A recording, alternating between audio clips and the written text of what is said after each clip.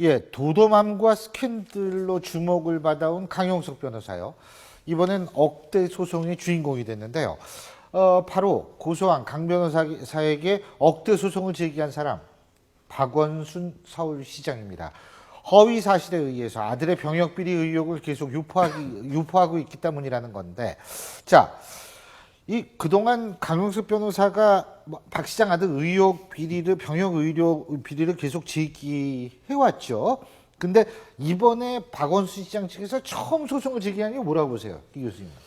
그러니까 지난 9월 달에 아마 그동안에도 지금 처음에 2012년에 이미 한번 공개 검증을 했거든요. 그래서 이제 아무 문제가 없다. 병무청도 뭐 위반한 게 없다 그래서 다 덮여졌고, 그 당시에 이제 강용석 의원이 본인이 책임을 지고 의원직도 그만뒀거든요. 그래서 일단은 되는 줄 알았는데, 글쎄요.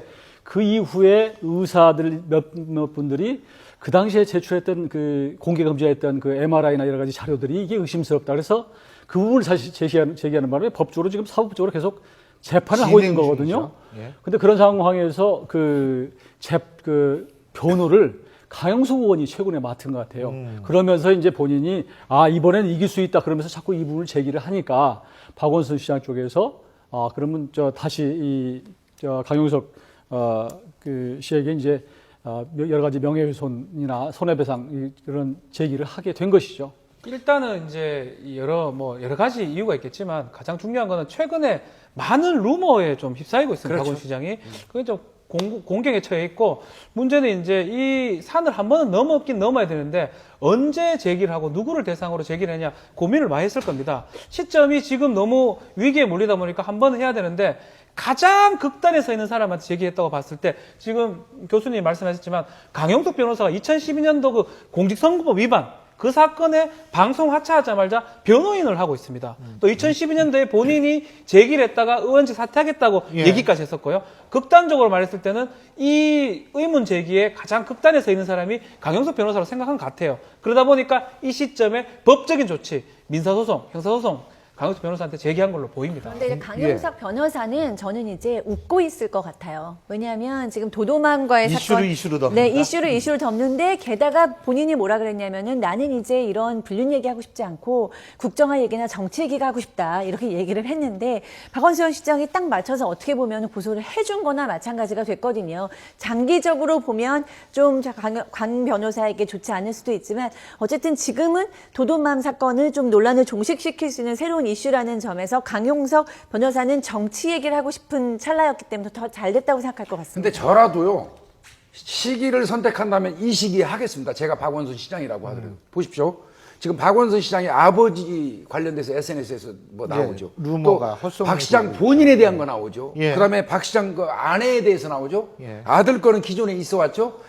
이런 상태에서 지금 위기에 어떻게 보면 뭐 그것도 위기라면 위기일 수 있는 거거든요. 헛소문에 시달리고 있는 상태에서 지금 국민들이 강용석 변호사에 대해서 반감이 고조에 달하는 시기예요. 지금 이 시기가. 이렇다면 이 타이밍에 요 정도 해주면 아주 효율적인 거죠. 저는 본보기가 되지 않을까. 이렇게 나한테 이렇게 허위 사실을 자꾸만 유포하면 이런 강용석 변호사처럼 이렇게 최악의 경우로 갈 수도 있다. 이렇게 본보기도 될 수 있지 않을까. 근데 강용석 변호사 오늘 여러 가지 뭐 언론에 나와서 얘기한 거 보면 완전 물 만난 고기처럼 분위기가 그래요. 그래서 정말 불감청이한정 고소원이다. 그래서 고소를 잘하셨다 이렇게 생각하는 것 같아요.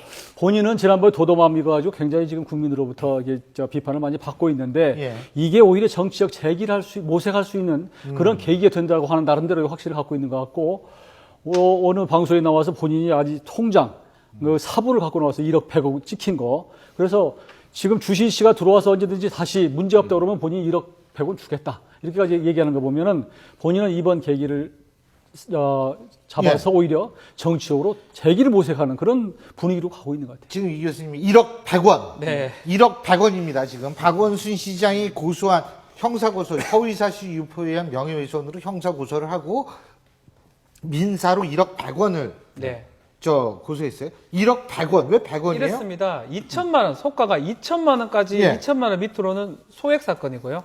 2천에서 1억까지는 단독 사건이고 1억 이상은 이제 1억 100원부터는 합의부입니다.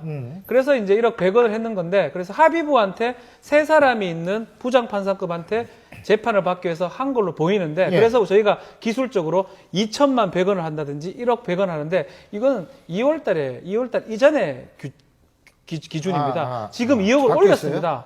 그래서 착각을 한 건지 아니면 2억 100원을 해야 되거든요. 합의부 받으려 그러면.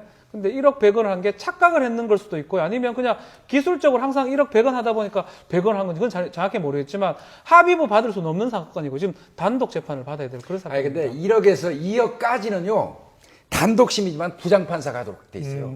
그러면 제가 생각할 때는 1억으로 뚝딱 잘라버리 100원을 안 붙이면 단독 판사가 맡아가지고 젊은 단독 판사가 맡으면 강용석 씨한테 휘둘릴 수도 있다고 생각했을지도 몰라요. 예. 그렇다면 차라리 1억 100원을 해가지고 100원을 오버시켜서 좀 연륜이 있는 단독이더라도 부장판사, 예. 좀 경륜이 있는 사람한테 해서 강용석 변호사한테 휘달리지 않고 좀 하도록 하자는 의미가 아하. 내포되지 않았을까 저는 그렇게 생각합니다. 그렇군요. 강용석 씨나 이제 그 박원순 시장 두 분이 굉장히 잘 아는 사이 아닙니까? 참여연대에서 같이 있었죠. 그렇죠. 같이 활동도 하고 그리고 또 장인어른이 예전에 이제 윤재기 의원이라 예. 계셨고 그 또 그 장모님 같은 경우가 이제 아름다운 재단이요. 재단의 이사장으로 계시거든요. 그래서 너무나 잘 아는 거예요. 그런 분들이 사실 이 부분은 이 병역 의혹 이 부분은 사실 의료적 검증을 하면 다시 끝나는 부분이거든요. 근데 언젠가는 승패가 날 부분이다. 그럼에도 불구하고 이렇게 마주오는 열차처럼 둘이 꼭 해서 승부를 내야 되겠는가 하는 부분이 저는 참 왜 이렇게 막다른 골목까지 가는지 이해가 좀 안 돼요. 결과론적으로는 형사재판은 거기서는 박주신 예. 씨가 안 나와도 상관이 없습니다. 계속적으로 증인으로 안 나오고 있는데 이 지금 고소를 지금 했고 강용석 씨를 상대로 민사소를 걸은 바에는 강용석 씨가 요청을 할 겁니다. 박주신 씨가 나오면 나오라고 나도 그러죠. 인정할 것이다. 이런 상황이라면 결국은 박주신 씨는 시간이 문제지 나올 수밖에 없는 상황을 만드는 게 아닌가. 결국은 허위인지 진짜인지를 밝힐 수밖에 없는 상황이 된 거기 때문에 뭐 이제 마지막으로 이제 시간은 문제지만 마지막 언젠가 나올 걸로 보입니다.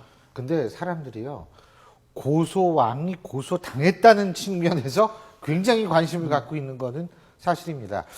이 부분 어떻게 될지 그리고 여태까지 다른 종류의 의혹 아까 말씀하셨습니다만 그런 부분도 또 어떻게 전개될지 저희가 계속 지켜봐야겠죠.